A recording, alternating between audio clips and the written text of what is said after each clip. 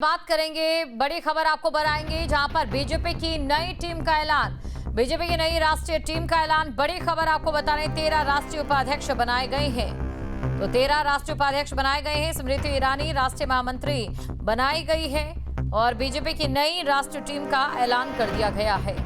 तो इस वक्त की बड़ी खबर आपको बता रहे हैं, बड़ी जानकारी आपको दे दें, जहां पर 13 राष्ट्रीय उपाध्यक्षों का ऐलान किया गया है और वसुंधरा राजे सिंधिया उपाध्यक्ष बनाए गए और साथ ही तीरथ सिंह रावत उपाध्यक्ष बनाए गए हैं और राम माधव, वैजयंत पांडा, डी पुरंदेश्वरी बीजेपी की नई राष्ट्रीय टीम का ऐलान कर दिया गया है।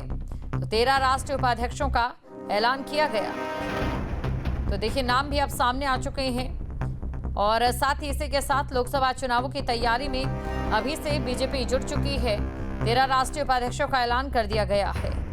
ये बड़ी खबर आपको बता रहे हैं, बीजेपी की नई राष्ट्रीय टीम का ऐलान हो गया है। तो भारतीय जनता पार्टी की नई राष्ट्रीय टीम का ऐलान कर दिया गया। बीजेपी अध्यक्ष नितिन नबी ने संगठन में जहां पर 13 राष्ट्रीय उपाध्यक्षों की नियुक्ति की है और साथ में इनमें राजस्थान की पूर्व मुख्यमंत्री वसुंधरा राजे सिंधिया और उत्तराखंड के पूर्व मुख्यमंत्री तीरथ सिंह रावत को राष्ट्रीय उपाध्यक्ष बनाया गया और इसके साथ ही राम माधव, वैजयंत पांडा और डी पुरंदेश्वरी जैसे वरिष्ठ नेताओं को भी नई राष्ट्रीय टीम में अहम जिम्मेदारी दी गई है। संगठन में अनुभवी चेहरों के साथ नई पीढ़ी को भी जगह दी गई। तो ये बड़ी खबर आपको बता रहे हैं, बड़ी जानकारी आपको दे रहे हैं, जहां पर बीजेपी की नई राष्ट्रीय टीम तैयार। 13 राष्ट्रीय उपाध्यक्षों का ऐलान, वसुंधरा राजे और तीरथ सिंह रावत को बड़ी जिम्मेदारी, राम माधव, वैजयंत पांडा और डी पुरंदेश्वरी को भी टीम में शामिल किया गया है। तो ये बड़ी खबर आपको बता रहे हैं, बड़ी जानकारी आपको दे दें और साथ ही देखिए, इस टीम का जो ऐलान किया गया है किस प्रकार से 2029 में ये फायदा दिलाती है, देखने वाली बात रहेगी। तो भारतीय जनता पार्टी ने अपनी नई राष्ट्रीय टीम का ऐलान कर दिया और इस नई टीम में अनुभव के साथ साथ अलग अलग राज्यों में मजबूत पकड़ रखने वाले नेताओं को भी अहम जिम्मेदारियां दी गई हैं। बीजेपी की नई राष्ट्रीय टीम में 13 राष्ट्रीय उपाध्यक्षों की नियुक्ति की गई। इनमें राजस्थान की पूर्व मुख्यमंत्री वसुंधरा राजे सिंधिया और साथ ही उत्तराखंड के पूर्व मुख्यमंत्री तीरथ सिंह रावत को राष्ट्रीय उपाध्यक्ष बनाया गया है। वहीं बीजेपी की राष्ट्रीय टीम में राम माधव और वैजयंत पांडा और डी पुरंदेश्वरी जैसे वरिष्ठ नेताओं को भी महत्वपूर्ण जिम्मेदारी दी गई। यानी संगठन के स्तर पर बीजेपी ने एक ऐसी टीम तैयार करने की कोशिश की जिसमें पुराने और अनुभवी चेहरों के साथ साथ अलग अलग राज्यों और क्षेत्रों में राजनीतिक प्रभाव रखने वाले नेताओं को जगह दी गई है। जाहिर तौर पर वसुंधरा राजे को राष्ट्रीय उपाध्यक्ष बनाए जाने को राजस्थान की राजनीति के लिहाज से भी अहम माना जा रहा है। तो 13 राष्ट्रीय उपाध्यक्षों का ऐलान कर दिया गया है। बड़ी खबर इस वक्त की आपको बता रहे हैं, स्मृति ईरानी की वापसी महासचिव बनाई गई है। तो स्मृति ईरानी की महासचिव की वापसी हुई है, महासचिव बनाई गई है। पीयूष गोयल को बीजेपी का कोषाध्यक्ष बनाया गया है और वसुंधरा राजे सिंधिया उपाध्यक्ष बनी है। इसी के साथ तीरथ सिंह रावत को उपाध्यक्ष बनाया गया है और साथ ही राम माधव, वैजयंत पांडा, डी पुरंदेश्वरी भी।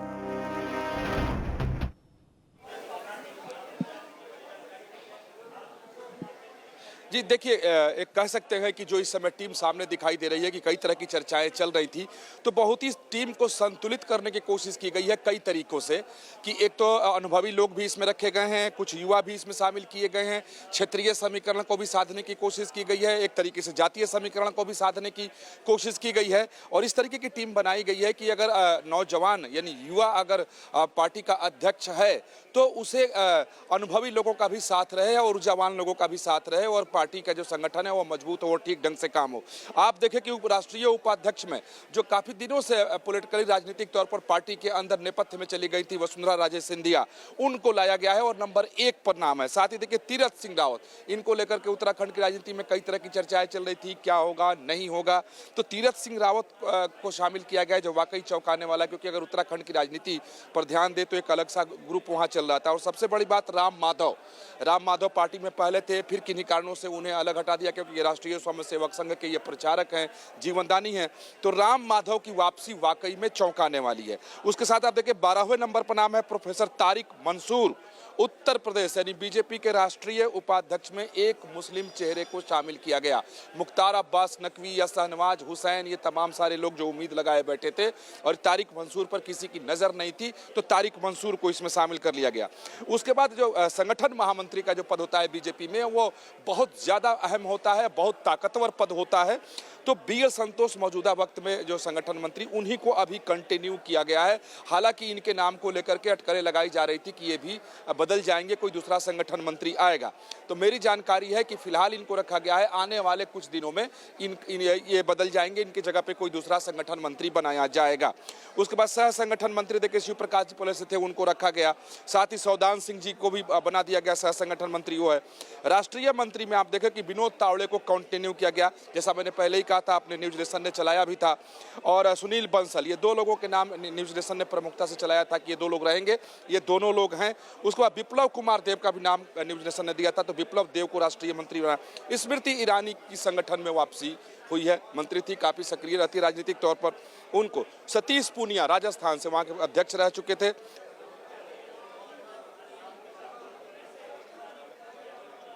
बड़ी खबर आपको बता रहे हैं, बड़ी जानकारी आपको दे दी। देखिए, बीजेपी ने अपनी नई राष्ट्रीय टीम में अनुभव, संगठनात्मक पकड़ और अलग अलग राज्यों के सियासी समीकरणों को साधने की कोशिश की है।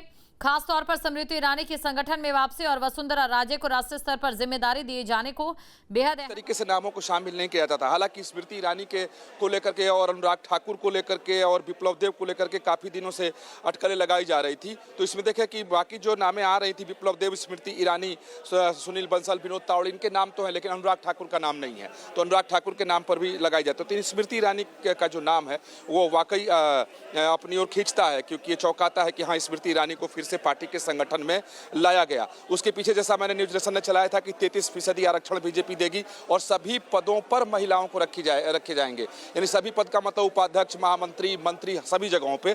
तो इस समय महिलाओं की उपस्थिति सभी पदों पर दिखाई दे रहा है। आप देखें राष्ट्रीय महामंत्री की सूची में स्मृति ईरानी का नाम है।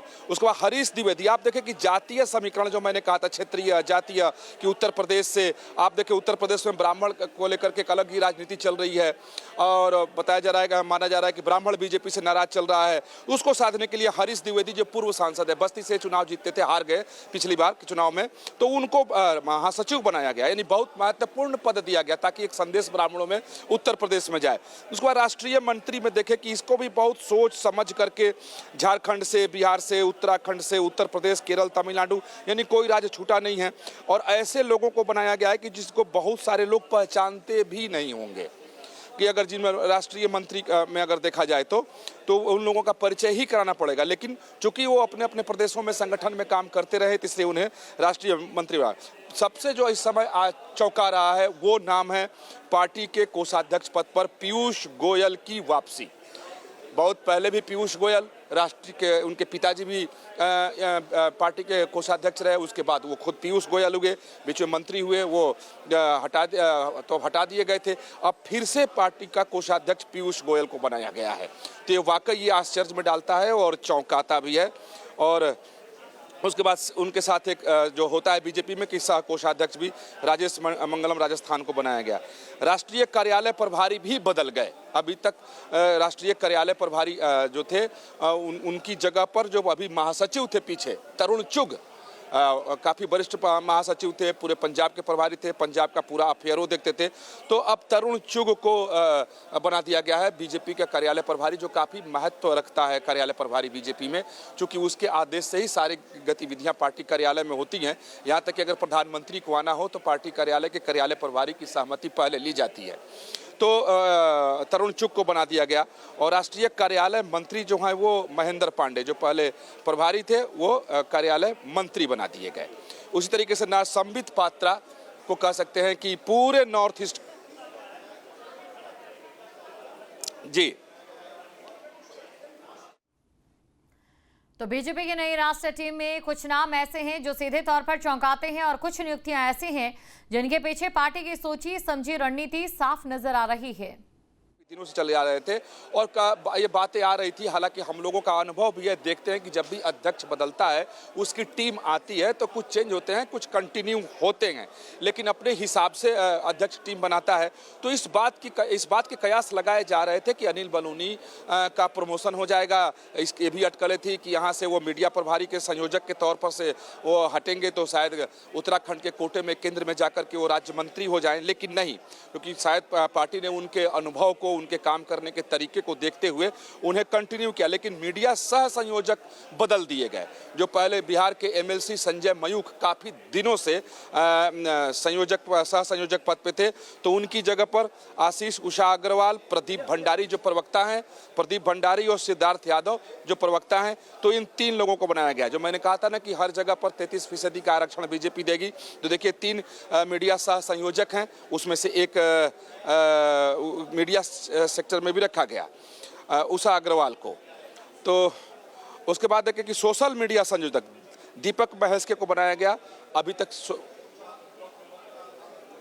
जी, क्योंकि अब देखें कि सोशल मीडिया की लड़ाई आजकल चल रही है, राजनीतिक तौर पर देखें समाज में सबसे ज़्यादा महत्व इस समय हम सब लोग उसको देख रहे हैं। तो सोशल मीडिया के भी संयोजक को बदल दिया गया। बदलने के पीछे कारण एक ही होता है कि बहुत दिनों से आप काम कर रहे थे, अब दूसरे अनुभवी व्यक्ति को लाया जाए, उसका विस्तार हो। क्योंकि बीजेपी के सोशल मीडिया के काम करने के तरीके को लेकर के कई सारे सवाल खड़े हो रहे थे। कई बार पार्टी की स्थिति जो है काफ़ी ऑकवर्ड हो गई। कई जगह जहां पार्टी को एग्रेसिव सोशल मीडिया पे होना चाहिए था, वहां हो नहीं पाई। सोशल मीडिया पे पार्टी को जहां ठीक ढंग से जवाब देना चाहिए था, तो वहां पर वो जवाब नहीं दे पा रहे थे। तो कई बार शिकायतें आ रही थी। तो मुझे लगता है कि उन शिकायतों का या फिर इसका और विस्तार करने का दीपक महेश्वरी को दिया गया है, जो छत्तीसगढ़ से आते हैं और इनको काफ़ी अनुभव भी है। फिर सोशल मीडिया संयोजक अगर आप देखें कि जो सह संयोजक बनाए गए, उसमें से श्रीमती प्रीति गांधी, शिवानंद द्विवेदी, आलोक भट्ट और अरुण यादव हरियाणा से। तो महाराष्ट्र, दिल्ली, उत्तराखंड और हरियाणा और छत्तीसगढ़, इन राज्यों के लोगों को इसमें स्थान दिया गया है। तो अब ये टीम तो बिल्कुल पूरी तरीके से बदली हुई नजर आ रही है। एक अगर अनिल बलूनी को छोड़ दें तो मीडिया से संबंधित सभी विभागों के सह संयोजक और पदाधिकारी बदल दिए गए हैं। तो और उसके बाद बाकी उपाध्यक्ष में देखें कि कई अनुभवी चेहरों को भी शामिल किया गया और कई नए लोगों को भी लाया गया कि जो लोग नए ढंग से काम करेंगे। जी, आपको बता रहे हैं, अब देखिए जहां पर सोची समझी रणनीति यहां पर इन नामों के पीछे बीजेपी की नजर आ रही है। सबसे पहले बात हम स्मृति ईरानी की करेंगे। स्मृति ईरानी की संगठन में वापसी को बेहद अहम माना जा रहा है। उन्हें राष्ट्रीय महासचिव की जिस प्रकार जो आगे जिम्मेदारियां जो है वो दी जा रही है, वो ये बताने के लिए काफी है कि महिलाओं को लेकर बीजेपी लगातार जो वादे कर रही थी, कहीं ना कहीं उन वादों को पूरा भी करते नजर आ रही है। फिर चाहे संगठन की टीम को लेकर हो या आने वाले समय में कैबिनेट को लेकर हो।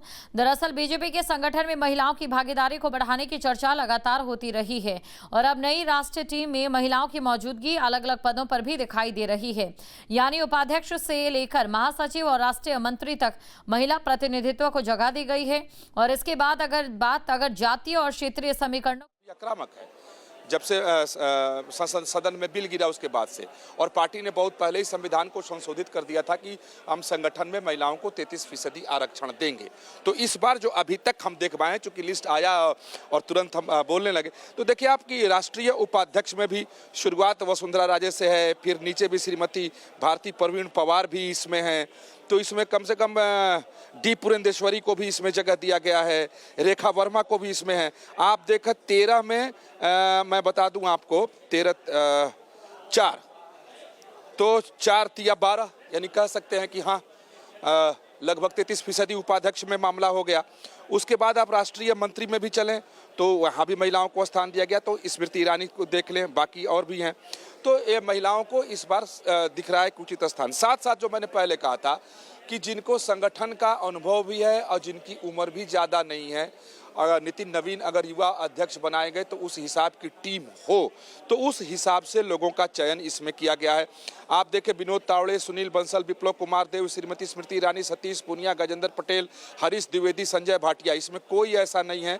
अगर ऊपर के विनोद तावड़े को और सुनील बंसल को छोड़ दें कि जो 50 साल की उम्र को पार किए हों, सब नीचे के हैं। तो इस तरीके का संतुलन इसमें रखने की कोशिश की गई है। और बाकी जो राष्ट्रीय मंत्रियों की सूची में देखें तो उसमें भी अधिकतर वो लोग नजर आ रहे हैं जो लोग 50 से नीचे के हैं, तो उस तरीके की ही टीम बनाई गई है और इन लोगों को संगठन में काम करने का अनुभव भी है। तो जैसा मैंने शुरू में ही कहा था कि टीम ऐसी आएगी कि जिसमें युवा भी हो और अनुभव भी हो, तो अनुभव और युवा दोनों को इन टीमों में समेटने की कोशिश की गई है। तो अनुभव भी है और युवा भी है और इसी के जरिए जो तालमेल बीजेपी की ओर से बैठाया गया है 2029 की तैयारियों को पूरे तरीके से दर्शा रहा है। और साथ ही देखिए, बीजेपी ये जानती है कि चाहे कोई भी चुनाव हो, कोई भी काम हो, महिलाओं के बिना अधूरा है और इसीलिए बीजेपी ने चाहे उनकी योजनाएं हैं या फिर बात अगर उनकी टीम को बढ़ाने को लेकर करें, महिलाओं को भी सबसे आगे रखा है। कुल मिलाकर बीजेपी के संगठन में महिलाओं की भागीदारी को बढ़ाने की चर्चा पहले से ही होती रही है और अब नई राष्ट्रीय टीम में महिलाओं की मौजूदगी अलग अलग पदों पर दिखाई दे रही है। यानी उपाध्यक्ष से लेकर महासचिव और राष्ट्रीय मंत्री तक महिला प्रतिनिधित्व को जगह दी गई। और इसके बाद अगर जातीय और क्षेत्रीय समीकरणों की करें तो बीजेपी की नई टीम में इसका भी पूरा ध्यान रखा गया है। दक्षिण भारत भी है, मध्य भारत भी है, उत्तर भारत, पूर्वी भारत, पूर्वोत्तर राज्य सभी से हैं और नौजवान भी हैं, युवा भी हैं, अनुभवी भी तमाम लोगों को रखा गया है। और जैन जी को लेकर के तो बीजेपी ने पूरी अपनी एक बड़ी लंबी चौड़ी स्ट्रेटजी तैयार, रणनीति तैयार करके मैदान में उतर गई है। जो पहले बीजेपी की परिभाषा थी कि 18 साल के लोगों को, जो मतदाता है उनके बीच में हम संपर्क अभियान चलाएंगे, अब बीजेपी ने उसको 14 वर्ष कर दिया कि उनके बीच में उतरेंगे और पूरे वर्ष तक ये अभियान चलाने वाली है जैन जी के बीच में बीजेपी।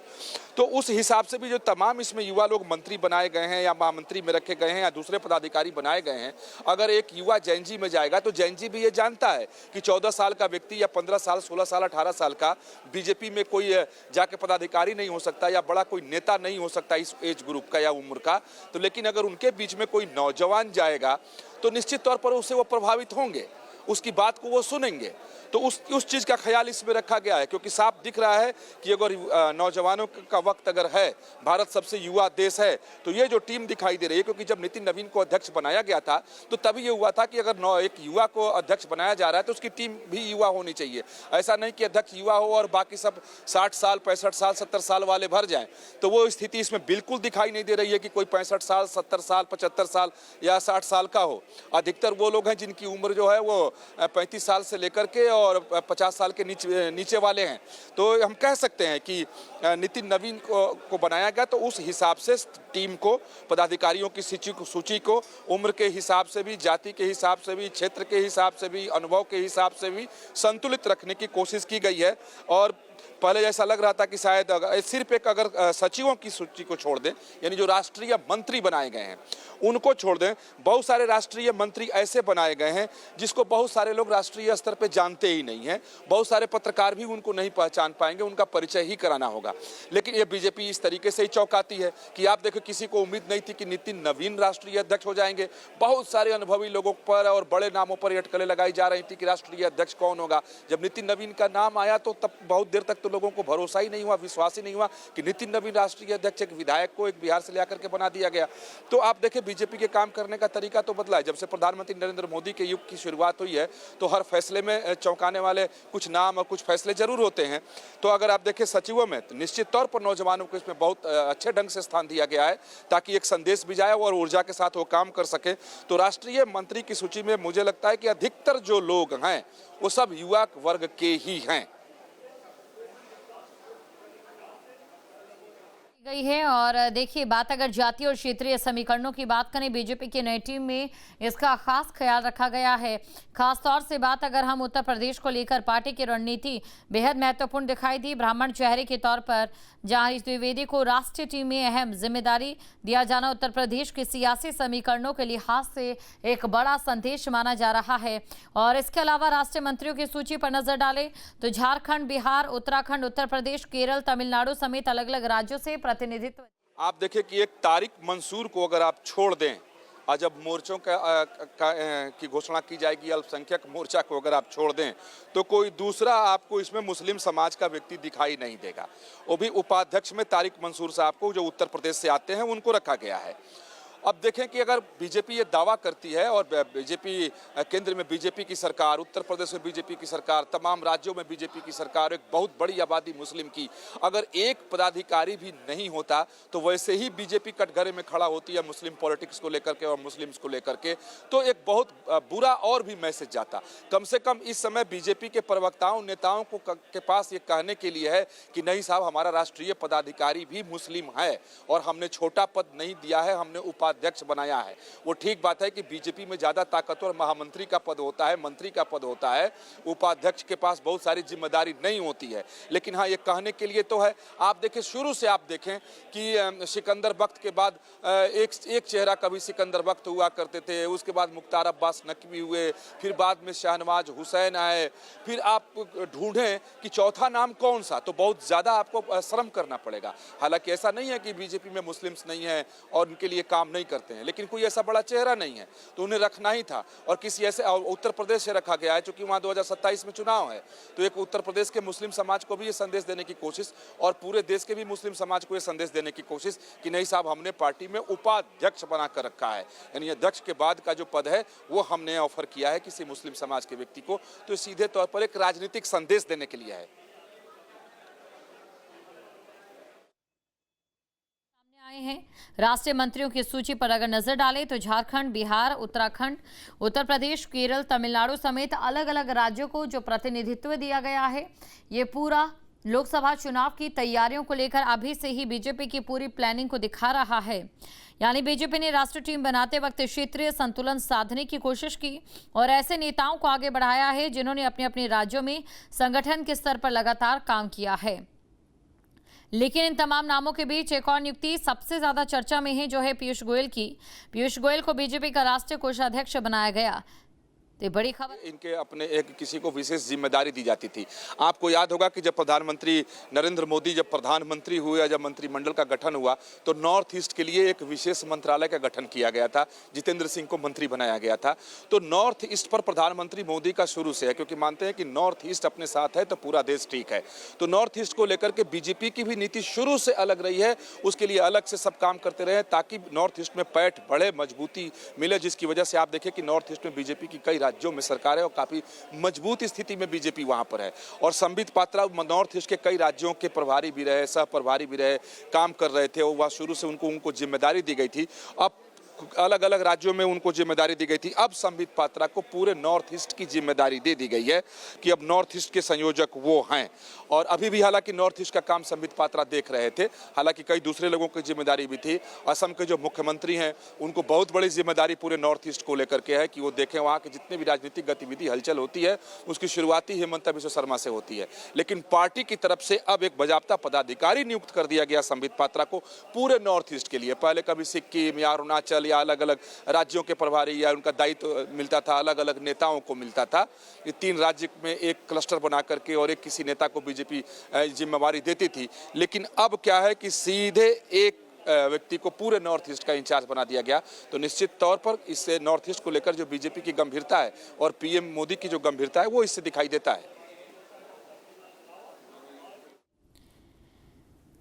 तो देखिए, ये जो नई टीम तैयार हुई है, इस टीम के जो तमाम नाम हैं वो वाकई अपने आप में खास है और कहीं ना कहीं बीजेपी को फायदा दिलाने वाले भी हैं। पीयूष गोयल की हम बात कर रहे थे। अगर पीयूष गोयल की बात करें तो बीजेपी का राष्ट्रीय कोषाध्यक्ष उन्हें बनाया गया है और गोयल परिवार का पार्टी संगठन से पुराना रिश्ता भी रहा है। पीयूष गोयल के पिता वेद प्रकाश गोयल भी बीजेपी के राष्ट्रीय कोषाध्यक्ष रह चुके हैं। राम जन्मभूमि पर कहां से बवाल शुरू हुआ, कोष को लेकर के हुआ और कितना बड़ा राजनीतिक मसला वो बन गया। और कोई भी दल हो, कोई भी जगह हो, वहां कोषाध्यक्ष का पद जो है वो काफी महत्वपूर्ण होता है और उसको हमेशा ये कोशिश की जाती है कि किसी ईमानदार, हिसाब किताब में मजबूत व्यक्ति को वहां पर रखो ताकि गड़बड़ी ना हो। इनके पिताजी लंबे समय तक जब बीजेपी के पास कुछ भी नहीं था तो इनके पिताजी अपनी निजी पैसों से खर्च करते थे पार्टी के कार्यक्रम को चलाने के लिए। उसके बाद लंबे समय तक रहे। उसके बाद अपने पिता के बाद पीयूष गोयल ही कोषाध्यक्ष बनाए गए। फिर बाद में चूंकि पार्टी सत्ता में आई, पार्टी ताकतवर हुई, केंद्र में सरकार बनी तो जाकर के मंत्री हो गए। अब केंद्र का मंत्री, वो भी काफी महत्वपूर्ण मंत्री, प्रधानमंत्री मोदी का बहुत खास मंत्री, पूरे मंत्रिमंडल में अपनी एक पहचान रखने वाले मंत्री को फिर से पार्टी का कोषाध्यक्ष बनाया गया। तो इसके पीछे मुझे बहुत कुछ दिखाई दे रहा है कि फिर से उसी व्यक्ति पर भरोसा जताया गया, क्योंकि पार्टी के पास अब फंड की कमी नहीं है, पार्टी के कार्य का विस्तार भी हो गया है, पार्टी के खर्चे भी बढ़ गए हैं। अब चूंकि पीयूष गोयल चार्टर्ड अकाउंटेंट हैं, वो बहुत बढ़िया से अकाउंटेंसी कर देंगे, पहले करते रहे हैं। माना जाता है कि जब तक पीयूष गोयल कोषाध्यक्ष थे, पार्टी का एक भी पैसा इधर से उधर बर्बाद नहीं होता था, सबका हिसाब बिल्कुल बराबर रहता था। जो भी जहां से चाहे जब भी चाहे हिसाब मांगता था, वो बिल्कुल हर एक एक पैसे का 5-5 पैसे का हिसाब वो उठा करके रख देते थे कि आया कहाँ से और गया कहाँ और किसके कहने पर गया, किस मद में कितना खर्च हुआ। तो कोषाध्यक्ष काफ़ी महत्वपूर्ण होता है। तो पीयूष गोयल की जो क्षमता है इस क्षेत्र में, वाणिज्यिक क्षेत्र में, तो मुझे लगता है कि पार्टी अब उसका फायदा उठा रही। की नई राष्ट्रीय टीम का ऐलान। बीजेपी अध्यक्ष नितिन नबीन ने अपनी नई टीम का ऐलान करते हुए संगठन में बड़े स्तर पर बदलाव किए और नए नाम शामिल किए। नई टीम में 13 राष्ट्रीय उपाध्यक्ष, 8 राष्ट्रीय महामंत्री और 16 राष्ट्रीय मंत्रियों को जगह दी गई है। यानी बीजेपी ने संगठन के स्तर पर एक बड़ा फेरबदल करते हुए देश के अलग अलग राज्यों और सामाजिक समीकरणों को साधने की कोशिश की। सबसे पहले बात राष्ट्रीय उपाध्यक्षों की करें तो 13 नेताओं को राष्ट्रीय उपाध्यक्ष की जिम्मेदारी दी गई। उत्तराखंड से पूर्व मुख्यमंत्री तीरथ सिंह रावत को राष्ट्रीय उपाध्यक्ष बनाया गया और वहीं उत्तर प्रदेश से रेखा वर्मा और प्रोफेसर तारिक देता है। और मैं तो हर जगह उसको एहसास करता हूं कि संघ की इच्छा के बगैर बीजेपी में पत्ता भी नहीं हिलता है। ये जो पदाधिकारियों की सूची जिसे आप भी बार बार देख रहे हैं, अब मैं भी इसको स्क्रॉल करके मोबाइल पे बार बार देख रहा हूं, कई नामों को पढ़ करके हैरान भी हो रहा हूं। ये संघ से बिना अप्रूवल के ये हमारे और आपके पास तक नहीं पहुंचा है। ठीक है कि संघ बीजेपी के कामकाज में, रोज रोज के कामकाज में कोई हस्तक्षेप नहीं करता। ये भी सत्य है कि पार्टी स्वतंत्र है अपने फैसले करने के लिए, निर्णय लेने के लिए। जब गड़बड़ होता है तभी संघ सवाल पूछता है। ये पार्टी के नेताओं की जिम्मेदारी होती है कि आप अपनी सूची बनाएं, चलाएं, गड़बड़ी होगी तब हमारे पास आइएगा। संघ का एकदम फ्री हैंड संघ की तरफ से बीजेपी को काम करने के लिए रहता है।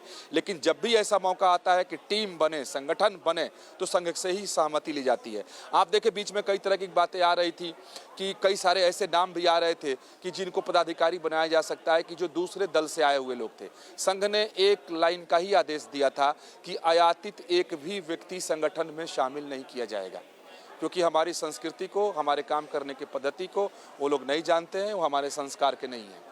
तो एक भी व्यक्ति इसमें ऐसा पदाधिकारी नहीं है जो बीजेपी गोत्र का ना हो।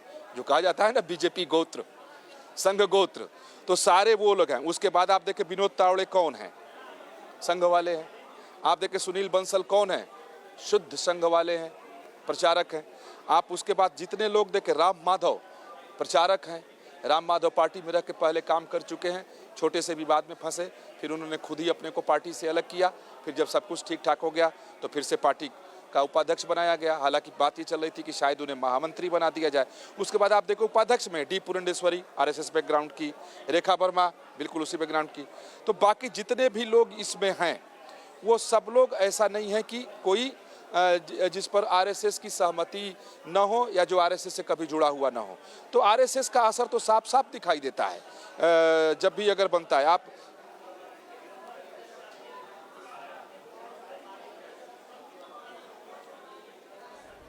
तो सबसे पहले जहां पर नाम की हम बात कर रहे हैं, इसमें अगर हम बात करें जहां राष्ट्रीय उपाध्यक्षों की 13 नेताओं को राष्ट्रीय उपाध्यक्ष की जिम्मेदारी दी गई है।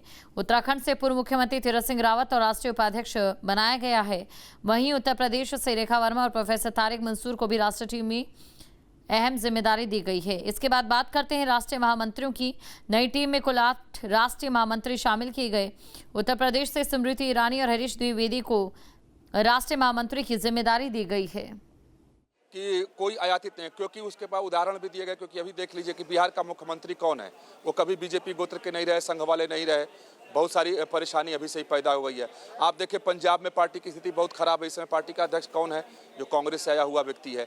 तो ऐसे बहुत सारे लोगों को बहुत सारी पदें दी गई हैं, लेकिन जिसकी वजह से जो परेशानी आ रही है, तो संघ कहता है कि नहीं, संगठन में अपने लोगों को रखो। अब आपने एक सही नाम उठाया रोहन गुप्ता का। मुझे लगता है कि मुझे भी इसे क्रॉस चेक करना पड़ेगा कि ये वही रोहन गुप्ता है या जो बीजेपी में एक रोहन गुप्ता वहाँ और भी हैं जो शुरू से बीजेपी वाले ही हैं, वो हैं। क्योंकि इसमें लिखा नहीं है ये गुजरात से हैं। और मुझे नहीं लगता कि गुजरात राज्य को देखते हुए कि गुजरात से किसी बाहरी को ला करके गुजरात के कोटे से डाल दिया जाएगा। तो निश्चित तौर पर ये पुराने होंगे, लेकिन इसको एक बार क्रॉस चेक करना ही होगा। जी, नाम नाम शामिल हुए हैं। राष्ट्रीय महामंत्रियों की बात करें तो इसमें स्मृति ईरानी, हरीश द्विवेदी को राष्ट्रीय महामंत्री की जिम्मेदारी दी गई। स्मृति ईरानी का संगठन में लौटना खास तौर पर महत्वपूर्ण माना जा रहा है और वहीं हरीश द्विवेदी को राष्ट्रीय संगठन में बड़ी जिम्मेदारी देकर उत्तर प्रदेश के सियासी समीकरणों को साधने की कोशिश के तौर पर भी देखा जा रहा है। वहीं बीजेपी अध्यक्ष नितिन नबीन की टीम में 16 राष्ट्रीय मंत्रियों को भी जगह दी गई। उत्तर प्रदेश से भोला सिंह और संगीता यादव राष्ट्रीय मंत्री बनाए गए हैं, यानी यूपी को नई राष्ट्रीय टीम में अलग अलग स्तरों पर अच्छी खासी भागीदारी यहां पर मिलती नजर आई है। संगठन में राज्यों के प्रतिनिधित्व की बात करें तो उत्तराखंड के महेंद्र पांडे को राष्ट्रीय कार्यालय मंत्री बनाया गया है। युवाओं के बीच में युवाओं को संदेश देने की भरपूर कोशिश की गई है। पार्टी को बुजुर्गों से आज़ाद किया गया है कि जो माना जाता था बीजेपी में कि यही बीजेपी हैं, यही मठाधीश लोग हैं, तो वो सारे कोई भी मठाधीश इसमें दिखाई नहीं दे रहा है। बड़े बुजुर्ग लोग नहीं दिखाई दे रहे हैं। हाँ, जैसे आप उपाध्यक्ष में देखें कि जरूर उपाध्यक्ष में सीनियर लोगों को जगह दिया गया, क्योंकि उपाध्यक्ष का पद ही वरिष्ठ और सीनियर लोगों के लिए होता है। लेकिन उस उपाध्यक्ष में भी आप देखें कि ऐसे किसी को नहीं बनाया गया है कि जो बहुत ज़्यादा उम्र के वाले हों, उम्र दराज हों, जो सक्रिय राजनीति में नहीं हो, जिनका अपना प्रभाव ना हो। वसुंधरा राजे की बात कर ले, ठीक है कि उनकी उम्र ज़्यादा है, उनके बेटे भी सांसद हैं, लेकिन आज भी राजनीतिक तौर पर वो बहुत सक्रिय है, उनका एक प्रभाव क्षेत्र है और राजस्थान की राजनीति में उनकी अपनी एक अलग पहचान है। लेकिन तो उनको रखा।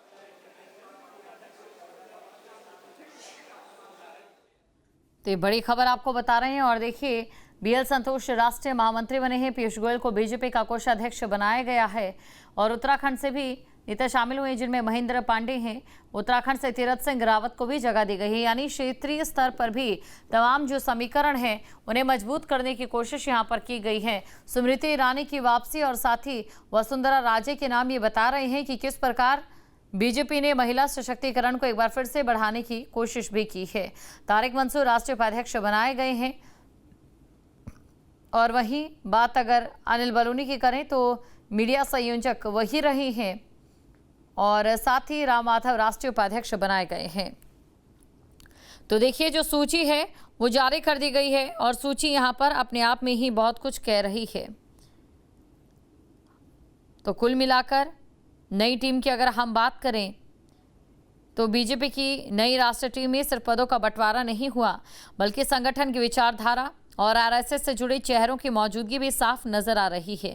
नई टीम में कई ऐसे नाम शामिल हैं जिनका आरएसएस या उससे जुड़े संगठनों के साथ भी पुराना संबंध रहा है। और वहीं दूसरी तरफ बात अगर करें नितिन नबीन की नई टीम को एक नज़र में देखें तो इसमें संगठन का विस्तार, राज्यों का प्रतिनिधित्व, जातीय समीकरण और सोशल मीडिया से लेकर मीडिया मैनेजमेंट तक हर स्तर पर नई जिम्मेदारियां तय की गई हैं। खासतौर पर उत्तर प्रदेश और उत्तराखंड को मिली जगह पर नजर डालें तो कई बड़े चेहरे राष्ट्रीय संगठन में दिखाई दे रहे हैं। वहीं ओबीसी और अल्पसंख्यक मोर्चे के लिए अलग अलग चेहरों की नियुक्ति भी बीजेपी की सामाजिक पहुंच को मजबूत करने की रणनीति का हिस्सा माने जा रही है। स्मृति ईरानी की संगठन में वापसी हो, हरीश द्विवेदी को राष्ट्रीय महामंत्री की जिम्मेदारी और तीरथ सिंह रावत का राष्ट्रीय उपाध्यक्ष बनना हो, या फिर अमरपाल मौर्य को ओबीसी मोर्चे की कमान, बीजेपी की नई टीम हर नियुक्ति अपने साथ एक सियासी संदेश लेकर आई है। अब बड़ा सवाल यही है कि नितिन नबीन की नई टीम के जरिए बीजेपी ने 2026 और आने वाले विधानसभा चुनावों के लिए कैसी बिसात बिछाई है। जिन राज्यों में चुनाव होने वाले हैं वहां पर सामाजिक समीकरणों का पार्टी पर जो फोकस है वो इन नामों के जरिए कितना साफ होता नजर आता है। और नई टीम इतने राज्यों को प्रतिनिधित्व देने के पीछे बीजेपी की बड़ी रणनीति क्या है। बीजेपी की नई टीम तैयार है। अब इस टीम के चेहरों से लेकर इनके पीछे छिपे सियासी संदेश तक हर नियुक्ति का पूरा विश्लेषण लगातार न्यूज स्टेट की टीम यहां पर कर रही है। किस नाम के आखिरकार क्या मायने हैं। और देखिए, इन तमाम नामों में सबसे खास बात ये कि एक आरएसएस कनेक्शन रहा है और नई टीम का सियासी मतलब भी इसी से जुड़ा नजर आ रहा है। बीजेपी की नई राष्ट्रीय टीम में सिर्फ पदों का बंटवारा नहीं हुआ, बल्कि संगठन की विचारधारा और आरएसएस से जुड़े चेहरों की मौजूदगी भी साफ नजर आ रही है। नई टीम में कई ऐसे नाम शामिल हैं जिनका आरएसएस या उससे जुड़े संगठनों के साथ पुराना संबंध रहा। सबसे पहले बात राम माधव की। राम माधव का बीजेपी और आरएसएस दोनों से पुराना रिश्ता रहा है। लंबे समय तक बीजेपी संगठन में महत्वपूर्ण भूमिका भी निभा चुके हैं और राष्ट्रीय स्तर पर पार्टी के लिए काम कर चुके हैं। बाद में उन्होंने जहां अब नई राष्ट्रीय टीम में उनकी राष्ट्रीय उपाध्यक्ष के तौर पर वापसी हुई। तो ये बड़ी खबर आपको बता रहे हैं, राम माधव को लेकर पहले ये चर्चा भी थी कि उन्हें शायद राष्ट्रीय महामंत्री की जिम्मेदारी दी जा सकती है, लेकिन आखिरकार उन्हें उपाध्यक्ष बनाया गया। ऐसे में उनकी वापसी को बीजेपी संगठन में अनुभवी और विचारधारा से जुड़े नेतृत्व को फिर से सक्रिय करने के तौर पर भी देखा जा रहा है। वाकई, लेकिन जो पहले एक और इसके साथ साथ यही नहीं, एक नाम इसमें और भी दिखाई दे रहा है और मुझे लग रहा है कि वो भी बाहरी को ही स्थान इसमें दिया गया है। वो नाम मैं फिर से एक बार देखने की कोशिश कर रहा हूँ कि वो नाम कहीं है, क्योंकि एक मैं देखूँ मोर्चा महेंद्र पांडे, रोहन गुप्ता जी,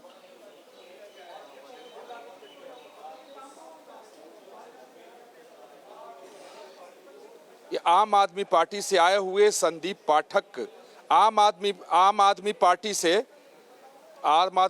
से बीजेपी में आए संदीप पाठक, तो ये भी एक बाहर से आए हुए, अगर कुछ जगह में बस उन्हीं का नाम मैं ढूंढ रहा हूं संदीप पाठक का लिस्ट में।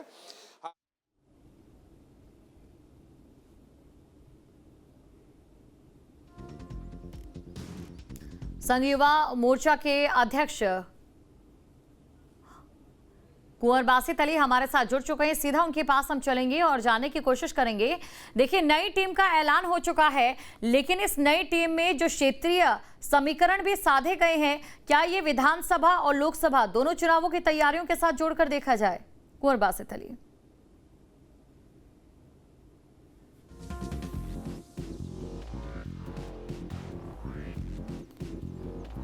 कुंवर बासित अली, आपको आवाज मिल पा रही है? तो बड़ी खबर आपको बता रहे हैं, बड़ी जानकारी आपको दे दें। जो नाम सामने आए हैं, ये नाम वाकई ये दिखा रहे हैं कि बीजेपी ने अपना मैनेजमेंट, चाहे सोशल मैनेजमेंट है, वो किस तरीके से रहने वाला है।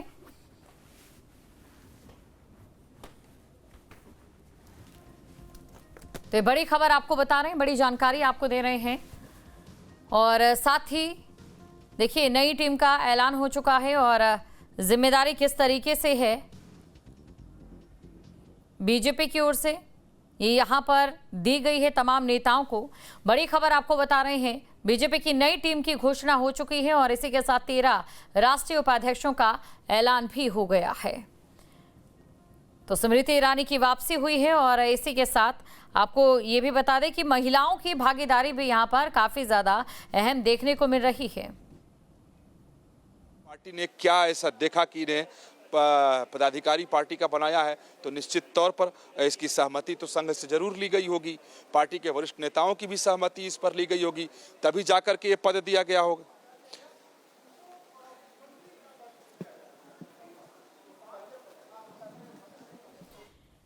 तो ये बड़ी खबर आपको बता रहे हैं, बड़ी जानकारी आपको दे दें। नई टीम की घोषणा हो गई है जिसका इंतजार था और इसी के साथ अब आने वाले जो चुनाव हैं उस पर किस तरीके से नई टीम उतरेगी, देखने वाली बात रहेगी। कौन कौन से नाम हैं, उन नामों की जानकारी भी आपको दे देते हैं और साथ ही आपको ये भी बता देते हैं कि कैसे ये नाम जो है आने वाले समय में पार्टी को एक नई दिशा भी दे सकते हैं। तो बड़ी खबर आपको बता रहे हैं, बड़ी जानकारी आपको दे रहे हैं, जहां पर स्मृति ईरानी की वापसी भी हो गई है, महासचिव बनाई गई हैं। ये लोग ऐसे थे कि संघ के पूर्णकालिक प्रचारक, जो संगठन के मजे हुए लोग थे, तो संगठन की जो बागडोर है वो तो आरएसएस अपनी हाथ में रखता है। पार्टी कैसे चलाना है, चलना है, वो पार्टी के नेता जाने। संगठन कैसे चलेगा, संघ कहता है कि ये हम जानते हैं और हम चलाएंगे। और उस संगठन के चलाने के लिए जो टीम तैयार की गई, उसमें 2 अगर बाहरी हैं, तो ये भी संभव नहीं है कि संघ की इच्छा के बगैर उनको रख दिया गया होगा, उनके नाम पर सहमति ली गई होगी। हाँ, ये बात बिल्कुल अलग है कि इनके तमाम गुणों को बताया गया होगा कि इन्हें क्यों लिया जा रहा है, राजनीतिक समीकरण को बताया गया होगा कि इन्हें क्यों लिया जा रहा है, आखिर क्यों इन्हें रखा जा रहा है। तो सहमति तो ऊपर से लेकर नीचे तक की होगी, तभी जाकर के इसकी घोषणा हुई है। क्योंकि देखिए कि पिछले 2.5 महीने से रोज इस बात की अटकलें लगाई जा रही थी कि टीम तो तैयार है, आखिर घोषणा नहीं हो रही है। फिर इन वक्त पर टीम में नए नाम आ गए, फिर से उसकी बैठक अलग अलग जगहों पर हो रही है, वरिष्ठ पदाधिकारियों के यहाँ हो रही है, अमित शाह के यहाँ हो रही है, रही है। प्रधानमंत्री मोदी के यहाँ लिस्ट लेकर के लोग पहुंच रहे हैं, फिर राष्ट्रीय स्वयंसेवक संघ के नेताओं के साथ बातचीत हो रही है। तो जो संगठन का स्वरूप होता है, उस संगठन के स्वरूप को तय करने में राष्ट्रीय स्वयंसेवक संघ की अहम भूमिका नहीं, एकमात्र भूमिका होती है कि संघ जो चाहता है उसी हिसाब से स्वरूप तय होता है। तो ये दो नाम जी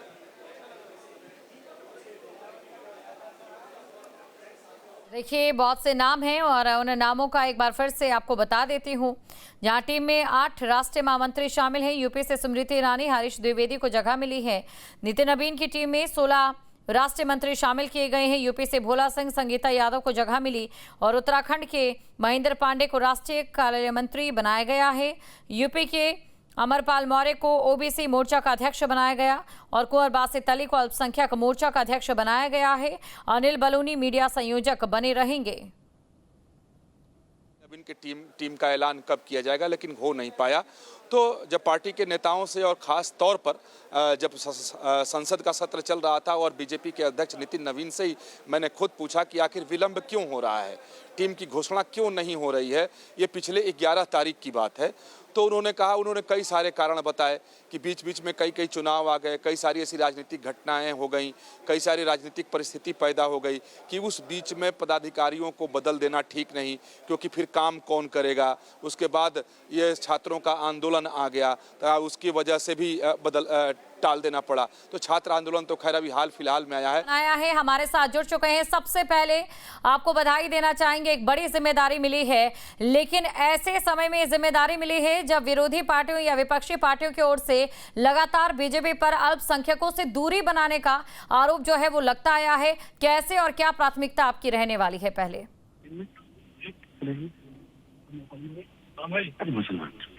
हेलो, कुंवर बासित अली जी, आपको आवाज मिल पा रही है? जी शुक्रिया। जी, उम्मीद है आपने मेरा सवाल भी सुन लिया होगा और उससे पहले जो शुभकामनाएं न्यूज स्टेट की टीम की ओर से आपको दी गई वो भी सुनी होगी। विपक्ष केवल भटकाने और बहकाने का काम करता है, विपक्ष केवल लड़ाने का काम करता है। मोदी जी सबका साथ, सबका विकास, सबके विश्वास के साथ आगे बढ़ रहे हैं। हम उनके साथ मिलकर के मार्गदर्शन में काम करेंगे। सबका आप सबका बहुत बहुत शुक्रिया। क्या आपका पहला लक्ष्य जो अल्पसंख्यक तो हमारे साथ जुड़े थे, शुभकामनाएं के साथ उन्होंने ये भी कहा कि बीजेपी हमेशा आगे बढ़ने का काम कर रही है पीएम नरेंद्र मोदी के नेतृत्व में। लेकिन क्योंकि देखिए, एक ऐसे समय में जिम्मेदारी मिली है जब विपक्षी पार्टियां लगातार बीजेपी पर ये आरोप लगाती रहती हैं कि अल्पसंख्यकों से बीजेपी मुंह मोड़ती है। वहीं दूसरी तरफ उनका ये कहना है कि विपक्ष इस मामले में सिर्फ गुमराह करने का काम कर रही है और ऐसे में वो पीएम नरेंद्र मोदी के नेतृत्व में लगातार पार्टी को आगे बढ़ाने का काम कर रहे हैं। ओबीसी मोर्चा अध्यक्ष बनाए गए हैं और अमरपाल मौर्य जी भी हमारे साथ जुड़ चुके हैं। आपको भी शुभकामनाएं देना चाहती हूं और साथ ही दर्शकों के तरफ से सवाल आपसे मैं पूछना चाहती हूं। ये बड़ी जिम्मेदारी दी गई है और सिर्फ लोकसभा ही नहीं, कई राज्यों में 2027 में विधानसभा चुनाव भी है। किस तरीके से नई टीम मैदान में उतरेगी? पहले तो केंद्रीय नेतृत्व का बहुत बहुत आभार प्रकट करता हूं और भारतीय जनता पार्टी का एक सामान्य कार्यकर्ता यात्रा जो शुरू हुई, ये बीजेपी में ही संभव है कि इतनी बड़ी जिम्मेदारी की ओर आज हमको जो है आने का अवसर प्राप्त हुआ है। मैं केंद्रीय नेतृत्व का जो उन्होंने विश्वास मुझे जताया है, मैं संगठनात्मक इस कार्य को पूरे देश के अंदर जो है करूंगा।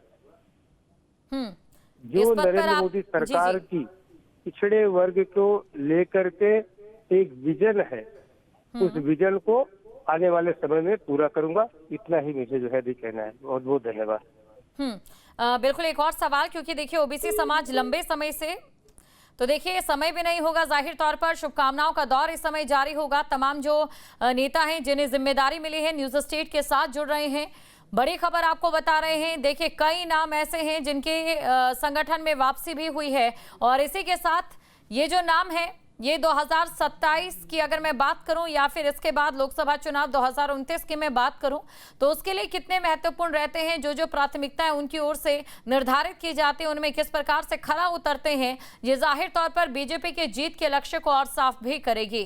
तो बड़ी खबर आपको बता रहे हैं, बड़ी जानकारी आपको दे रहे हैं। देखिए, क्षेत्रीय समीकरण भी पूरे तरीके से साधने की यहाँ पर कोशिश की गई है, इसमें कोई दो राय नहीं है। अगर बीजेपी लगातार ये कह रही है कि महिलाओं को को आरक्षण या महिलाओं को मंच मिलना चाहिए, तो उस पर कोई राजनीतिक पार्टी अगर पहले खुद पर काम कर रही है तो फिलहाल जिस प्रकार से सूची जारी की गई है उस सूची में नजर आ रहा है कि बीजेपी कर रही है। महिलाओं को जो यहाँ पर उनके पद दिए गए हैं और इसी के साथ युवाओं को लेकर भी अगर हम बात करें तो ये कहना गलत नहीं होगा। अब देखने वाली बात ये रहती है कि 2027 और 2029 में किस प्रकार बीजेपी की ये जो नई टीम है, संगठन की ये जो नई टीम है, वो फायदा दिलाती नजर आती है। तो ये बड़ी खबर आपको बता रहे हैं। देखिए, तमाम नाम जो हैं वो सामने आ चुके हैं और इन नामों के साथ भी सबसे बड़ा सवाल ये है कि जो समीकरण साधे गए हैं सामाजिक दृष्टि से भी, सामाजिक पैमाने से भी, क्षेत्रीय स्तर पर भी, राज्य के जहां पर मजबूत पकड़ है जिन क्षेत्रीय नेताओं की भी, उनको भी यहां पर एक बड़ी उपलब्धि के तौर पर पद दिया गया है। किस तरीके से वो अपने राज्य में जो बीजेपी की छवि है उसे और भी ज्यादा सुधारने का काम करते हैं। बीजेपी ने संगठन में बड़ा बदलाव करते हुए जहां पर यूपी में भी यूपी के अमरपाल मौर्य को ओबीसी मोर्चा का राष्ट्रीय अध्यक्ष बनाया। सवाल है कि ओबीसी समाज के बीच बीजेपी की पकड़ मजबूत करने के लिए जिम्मेदारी संभालने वाले अमरपाल मौर्य की रणनीति क्या रहती है। तो बड़ी खबर आपको बता रहे हैं और बड़ी जानकारी आपको दे रहे हैं। साथ ही आपको ये भी बता दें, क्योंकि देखिए इंतजार था इस नई टीम का, और जब भी किसी को नई जिम्मेदारी मिलती है जाहिर तौर पर अपनी कुछ प्राथमिकताएं होती हैं और अपने ही कुछ ऐसे फैसले भी होते हैं जिसका असर पड़ता नजर आता है।